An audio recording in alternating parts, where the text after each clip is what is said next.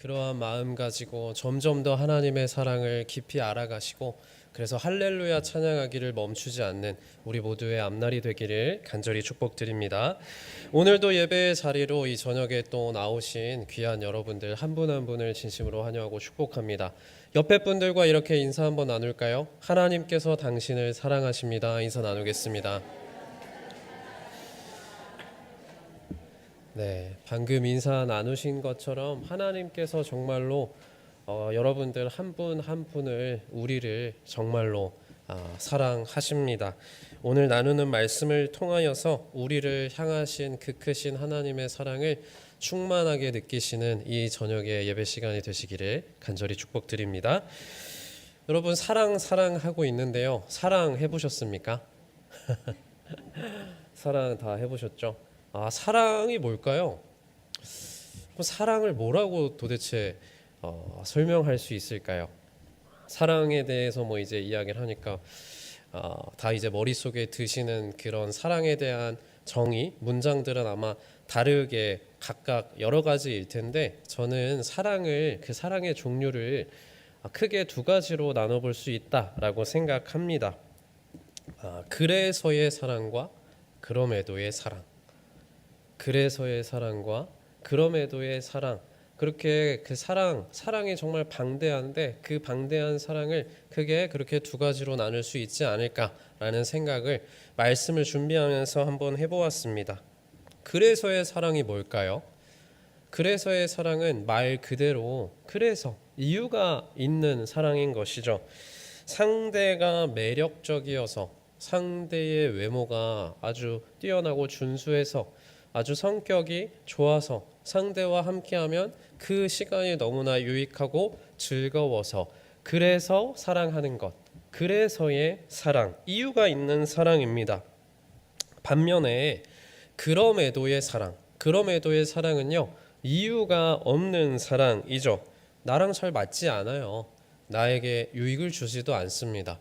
그와 함께하는 시간이 괴로울 때가 있어요. 나를 도리어 나에게 해를 끼치는 것만 같습니다. 그럼에도 사랑하는 것, 그럼에도의 사랑, 이유가 없는 사랑입니다.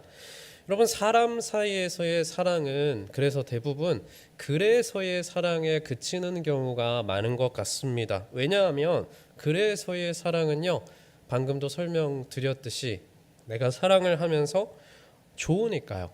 달콤하죠. 마음이 좋은데 그래서 사랑하는데 별로 힘이 들지 않는데 그럼에도의 사랑은 오히려 희생과 헌신을 나에게 요구하기 때문입니다.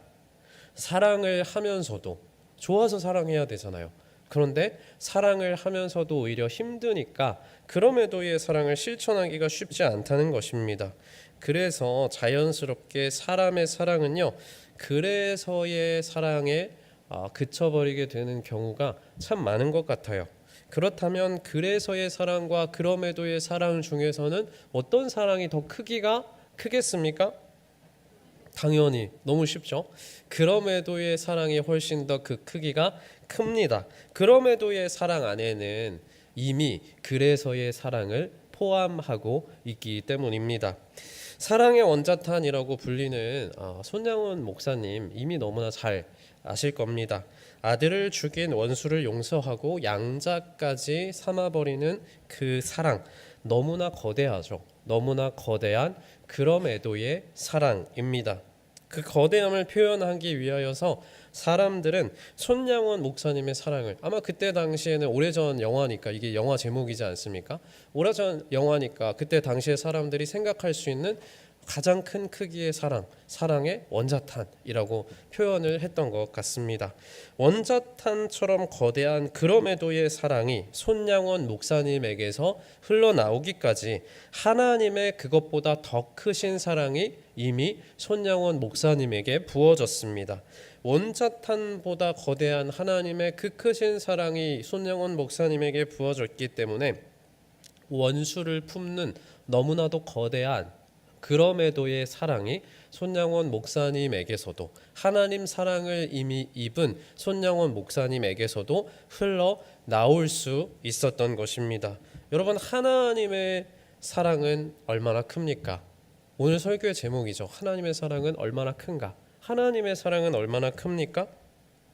원자탄보다 더 크신 그 크신 하나님의 사랑이 이미 우리에게 부어진 줄로 믿으실 수 있기를 바랍니다.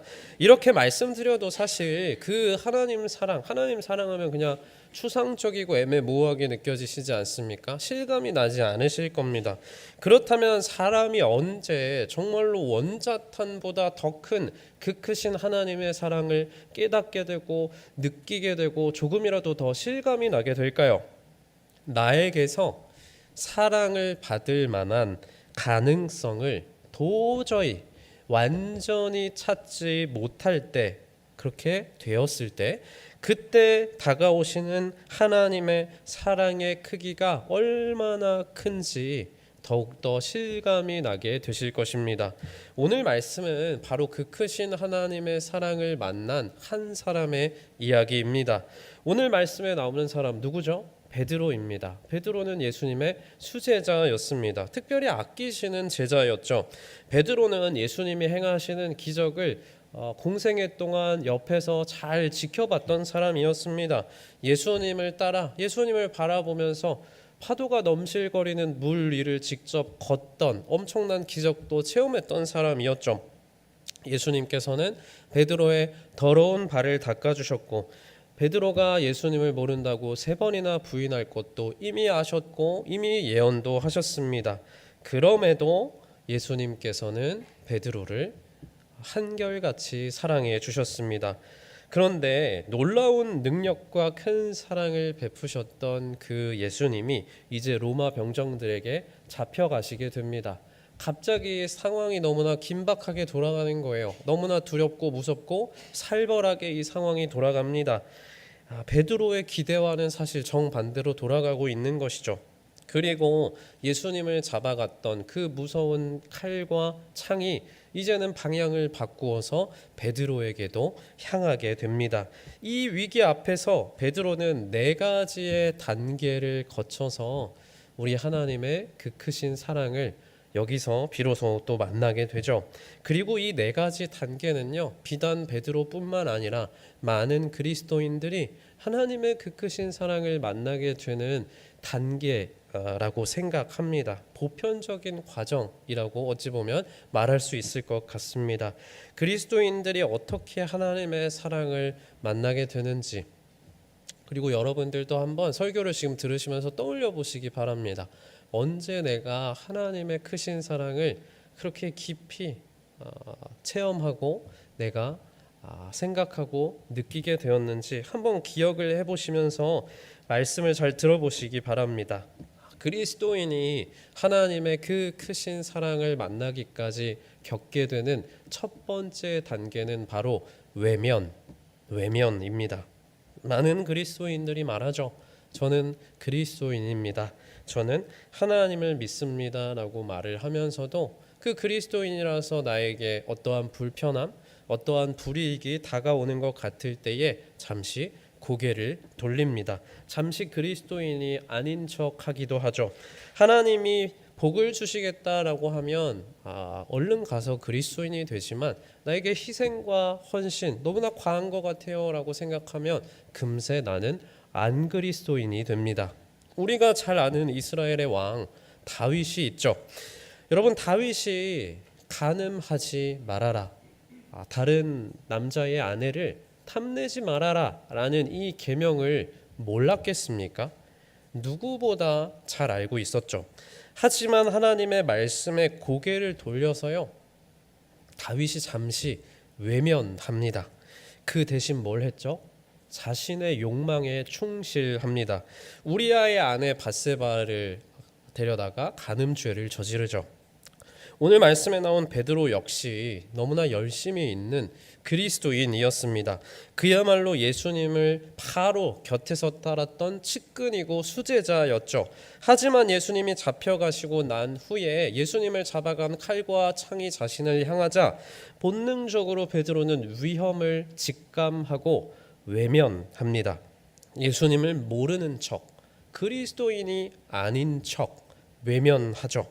오늘 말씀 70절에서 한 여종이 베드로에게 와서 예수님과 당신이 함께 있었다라고 말하자 베드로는 이렇게 말했습니다. 나는 네가 무슨 말을 하는지 모르겠다.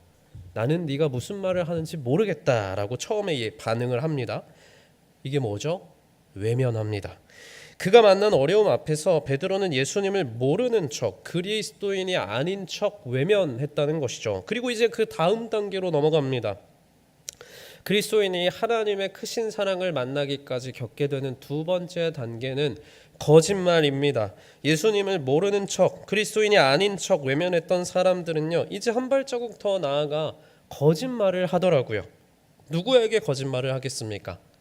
1차적으로는 남을 속여요. 그런데 중요한 것은요, 나를 스스로 속이는 것이고 내 안에 나와 함께 하시는 성령님을 속인다라는 것에 큰 문제가 있습니다.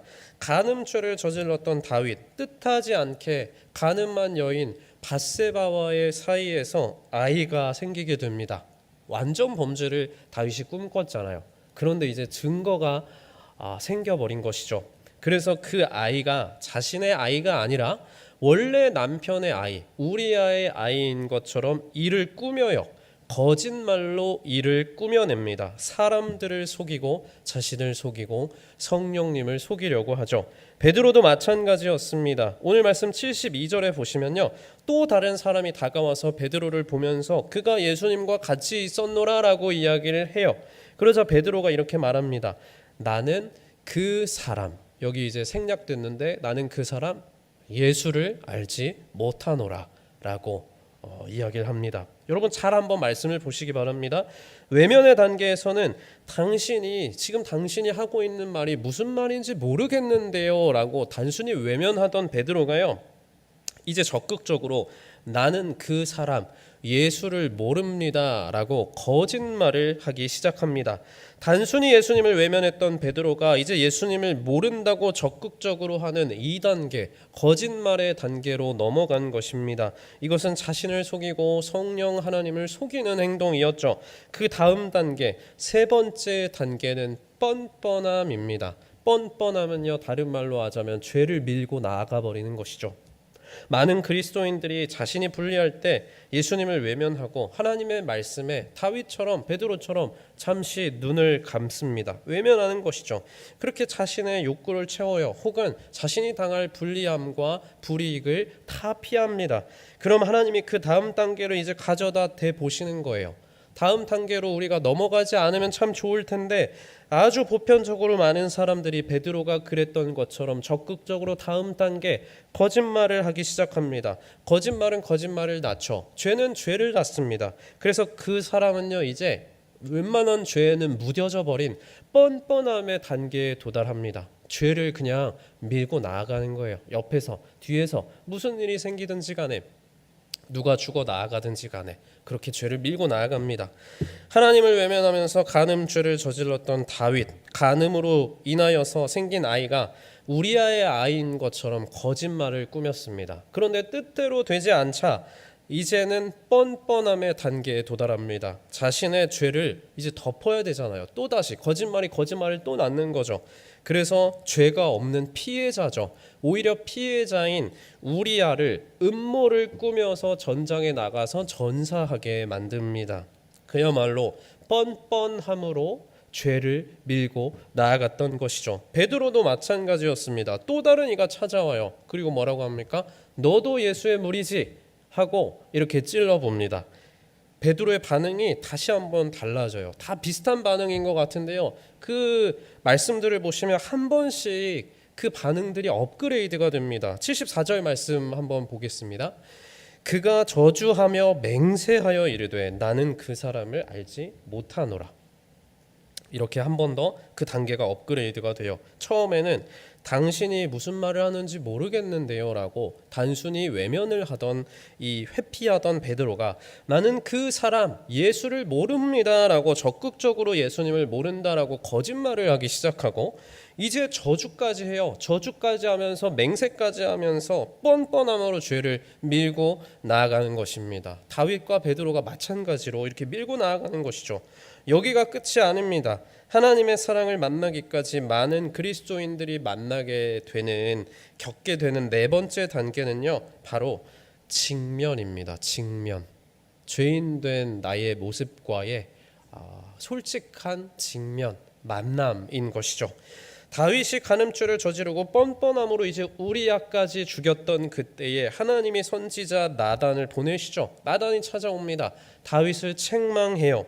그의 죄인됨, 얼마나 다윗이 죄인 되었는지 깨닫게 하십니다. 자신이 얼마나 더럽고 추악한 죄인인지 비유된 이야기를 통하여서 직면하게 하시죠.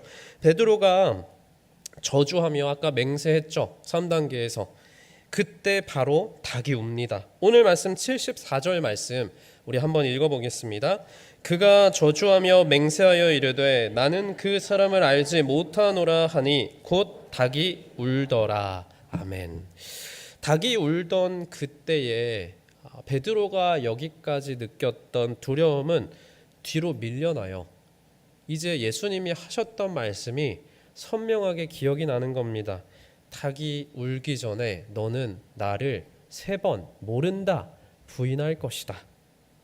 이게 생각이 나는 겁니다. 이제 절대로 예수님을 배신하지 않겠습니다. 모든 제자들이 다 떠나도 저만은 떠나지 않겠습니다 라고 호언장담하던 그 자신이 얼마나 나약하고 얼마나 재빠른 배신자였는가. 베드로는 있는 그대로의 자기 자신의 적나라한 죄악된 모습을, 있는 그대로의 나의 현실, 이게 나구나, 재빠른 배신자, 나약한 배신자, 하나님 앞에 설 수 없는 죄인이 바로 나구나 라는 사실을 직면하게 됩니다. 그리고 베드로는 밖으로 나가 몹시 울었다 라고 성경은 기록하고 있죠. 75절 말씀 함께 보겠습니다. 이에 베드로가 예수의 말씀에 닭 울기 전에 내가 3번 나를 부인하리라 하심이 생각나서 밖에 나가서 심히 통곡하니라. 아멘. 여러분, 우리는요 베드로처럼 이 직면의 단계에 와서야 그 하나님의 크신 사랑이 얼마나 큰지 진짜 직면하게 되는 것 같습니다. 베드로가 여기서 통곡했다고 하잖아요. 통곡하면서 울었던 이유는 왜 울었을까요? 내가 이제 잡혀가야 되니까? 그런 게 아니었을 겁니다. 자신을 놔두고 혼자 잡혀가 버린 예수님이 원망스러워서? 그것도 아니겠죠. 아니면 예수님과 함께 모든 것을 바쳤던 그 3년간의 시간이 아까워서? 그것도 당연히 아닐 것입니다. 예수님을 외면했고 예수님을 모른다 거짓말했고 뻔뻔하게 저주까지 하면서 맹세까지 했던 그 더러운 죄인인 베드로 자신을 그럼에도 불구하고 사랑하시는 그 예수님의 거대한 사랑이 베드로의 가슴 안으로 물밀듯이 밀고 들어오는 거예요. 그래서 도저히 흐르는 눈물을 멈출 수가 없는 겁니다. 그냥 눈물을 흘리는 게 아니라 그래서 통곡했던 것입니다. 3번이나 예수님을 베드로가 수제자라고 옆에서 이렇게 붙어 다녔으면서 3번이나 배신할 줄을 이미 예수님은 다 알고 계시면서도 자신의 더러운 발을 닦아주실 때 이미 다 알고 계셨잖아요. 그러면서도 안아주시고 너를 사랑한다 웃어주시던 그 예수님의 한없이 거대한 사랑이 베드로의 깊은 가슴까지 침투해 들어와 그 감격에 너무나 죄송한 마음에 그 죄인의 자리에서 그 거대한 사랑 앞에서 도저히 눈물을 멈출 수가 없었던 것입니다. 간음하고 살인까지 저지른 다윗 역시 나단 선지자를 통해서 자신의 진짜 모습을 직면하게 되죠. 자신이 얼마나 끔찍한 범죄자인지 깨달은 다윗도 엎어져 울면서 통곡하면서 하나님 앞에서 회개합니다. 여태까지 자신을 지켜주시고 인생을 이끌어 오시며 나의 목자가 되신 그분이 바로 나의 주님이었음을, 바로 나의 하나님이셨음을 고백하며 그 앞에 도저히 설 수 없는 배신자이자 죄인임을 고백하며 회개합니다. 그리고 회개하면서 그 유명한 시편 51편을 짓죠. 하나님이여 내 속에 정한 마음을 창조하시고 내 안에 정직한 영을 새롭게 하소서. 나를 주 앞에서 쫓아내지 마시고 주의 성령을 내게서 거두지 마소서. 이러한 고백을 하나님 앞에 진정 어린 고백을 그 거대한 사랑 앞에서 올려드리게 됩니다. 여러분, 다윗과 우리가 지금 살펴본 다윗과 베드로와 그리고 우리를 향하신 그 크신 하나님의 사랑은 과연 얼마나 크겠습니까? 우리가 하나님을 외면하고 하나님 앞에서 거짓말을 하고 뻔뻔하게 죄를 밀고 나아가고 거짓 맹세까지 하더라도 한결같이 택한 자녀에게 한없이 거대한 사랑을 베풀어 주시는 그분이 바로 우리가 믿고 따라가고 있는 하나님 또한 예수님 성령님이심을 믿으실 수 있기를 바랍니다. 사람은요, 아주 역설적이게도요, 이러한 그 두 명만 저희가 자세히 살펴봤는데요, 이 아주 역설적이게도 내가 얼마나 큰 죄인인지 깨닫게 되는 그 자리에서 하나님의 사랑이 얼마나 큰가, 아주 역설적이죠. 내가 얼마나 죄인인가 깨닫는 그 자리에서, 내 죄가 얼마나 큰가 깨닫는 그 자리에서 하나님의 사랑이 얼마나 큰가 비로소 그 자리에서 깨닫게 되는 것 같습니다. 내가 얼마나 큰 죄인인지 깨닫는 만큼 그 죄까지 덮어버리시는, 용납해 주시는 하나님의 사랑이 얼마나 큰지 비로소 깨닫게 된다라는 것입니다. 사실 베드로와 다윗 말고도요, 이미 성경의 전체의 이제 흐름에서 하나님의 사랑이 얼마나 큰지 너무나 자세하게 설명을 해주고 있습니다. 하나님의 사랑이 얼마나 큰가 설명하고 우리가 알기 위해서는요, 똑같습니다. 방금 제가 설명드린 방법이죠. 사람의 죄악이 그동안 얼마나 컸는가, 그럼에도 불구하고 하나님은 얼마나 한결같이 그 죄악을 덮으시고 또다시 사랑을 베푸셨는가, 그것을 확인하시면 됩니다. 구약 성경 전체의 역사를 간략하게 볼까요? 아담의 선악과 사건 이후에 그럼에도 하나님이 자비를 베푸셔요. 그래서 사람이 살만해집니다. 그러니까 이제 그 후손인 가인이 인류 첫 번째 살인 사건을 저지르게 되죠. 죄가 만연했던, 너무나 죄가 넘실거리게 흘러넘쳐서 그 노아의 시대에 홍수 심판이 있죠. 그 이후에 그럼에도 하나님이 자비를 베푸세요.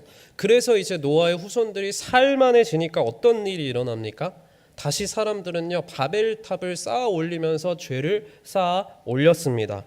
이스라엘이 출애굽하고 약속의 땅 가나안에 들어간 이후에는요, 사람들의 죄악에도 불구하고 하나님은 사랑의 표현으로 사사를 보내셔요. 하나님이 여전히 살아계시고 너희들과 함께한다라는 것을 사사들을 통하여서 보여주십니다. 사랑의 표현인 것이죠. 그럼에도 사람들은 계속해서 그 구약의 역사 가운데 죄를 밀고 나아가는 거예요. 끝내 하나님을 버려요. 끝내 하나님을 왕의 자리에서 끌어내립니다. 눈에 다른 나라를 보면서, 다른 나라의 통치 체계를 보면서 눈에 안 보이는 하나님 말고요, 눈에 보이는 사람을 왕으로 세워주십시오. 그렇게 하죠. 그래서 왕을 세우게 되는 거예요. 하지만 왕을 세워보니까 어떻습니까? 더 나아지는 게 없습니다. 죄악은 멈추지 않는 거예요. 결국에 나라가 둘로 갈라지죠. 북이스라엘과 남유다로 이제 잘 통치할 줄 알았는데 갈라져 버립니다. 이후에 북이스라엘과 남유다는 각각 아수르와 바벨론에게 망하게 되었고, 그럼에도 그 가운데서도 이 크신 사랑을 베푸셨고 왕에서 끌어내림을 당하셨고, 이 사람의 죄악이 얼마나 무지한가의 증거로 나라가 둘로 갈라진 상황에서도 하나님은 택한 백성들을 포기하지 않으셨다라는 겁니다. 오히려 사랑의 범위를 놀랍게도 여기서 더욱더 크게 확장을 시켜버리세요. 어떤 일이 벌어집니까? 유일한 아들이신 예수 그리스도를 우리를 위하여 내어주시죠. 긴 구약의 시간 동안 우리에게, 인류에게, 사람에게 가능성이 완전히 없는 것을 계속해서 구약은 증명을 해줘요. 그것을 보시면서도 하나님께서는 이제 어떤 방법을 택하십니까? 너희들은 안 되겠어, 너희들은 이제 포기해야겠어가 아니라 하나님에게서 가능성, 하나님의 가능성을 인간들에게 부어주시는 겁니다. 그 크신 하나님의 사랑, 거대한 사랑을 아예 내려보내셨죠. 예수 그리스도가 그 크신 사랑의 가장 큰 증거가 됩니다. 이 사랑은 우리의 이성과 상식으로 도저히 가늠할 수 없고 상상할 수 없는 거대한 사랑입니다. 이처럼 오늘 살펴본 베드로와 다윗 외에도 간단히 살펴본 구약의 역사에서도 거대하게 물밀듯이 우리에게 들어오는 하나님의 사랑이 있었음을 다시 한번 기억하시고, 또한 바로 우리를 위해, 바로 나를 위하여서 그 거대한 사랑을 베푸셨음을 꼭 믿으실 수 있기를, 받아들이실 수 있기를 바랍니다.